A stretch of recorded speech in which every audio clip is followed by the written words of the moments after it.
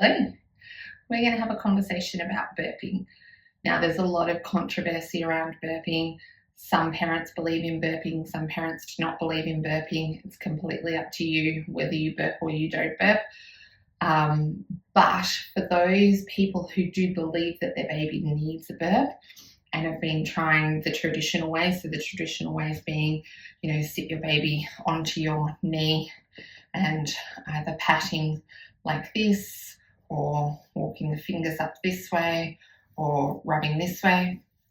The other way is the same thing, patting, rubbing, or walking up. And you find that that doesn't work, or you find that as you're patting your baby is arching and fussing and making noises of sort of not distress, but uncomfort.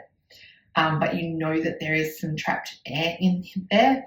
This is another thing that you can try, okay? When babies swallow some air, and there's a lot of different reasons that some babies swallow air, and then what happens is the air goes into their stomach, then some milk comes down on top of their stomach, and that air bubble is sitting there. So what we try and do is we try and get the air bubble up to the top of the stomach so that it can come out through the esophagus and the mouth and sounds like a burp, right? So the way in which we get air to come to the top is either through vibration, which is both your patting and this, and we also want a nice long spine. So one of the things that happens with babies is, they come out of the utero like this.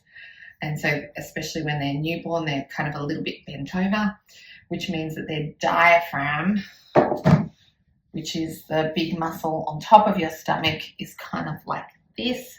So no matter how much you're patting, the bubble can't get up. So that's where more of this thing sort of comes into play, because by doing this, you're lengthening the spine. The problem is that if there is an air bubble, it's really uncomfortable. If you know, as an adult, whenever you've had a burp in there and you kind of like to get it out, it doesn't feel very nice in your stomach. So if that's a little bit uncomfortable and you're patting, sometimes that can cause more tension and tightness in the baby, which is less likely to get the bubble out.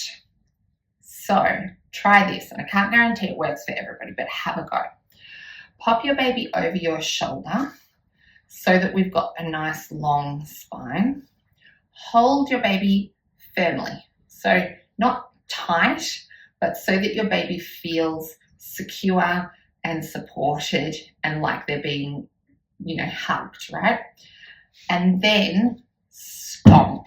You can walk around the house, you can stomp as hard or as light as you want to.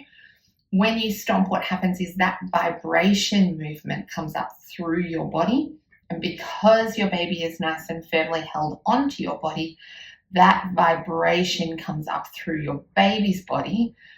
It's relaxing, so they let go rather than this patting, which tends to make them tighten up. They let go, and there's the vibration that can lift the burp to the top. Works particularly well if you have a slightly anxious baby, and that can just be because there is a burp in there and it's uncomfortable. It helps them to relax and allow that burp to come up. Have a go. There's no harm. They'll either work or it won't work. But I really hope it works, because it can be hard having a baby that's got some trapped air in there. Thank you.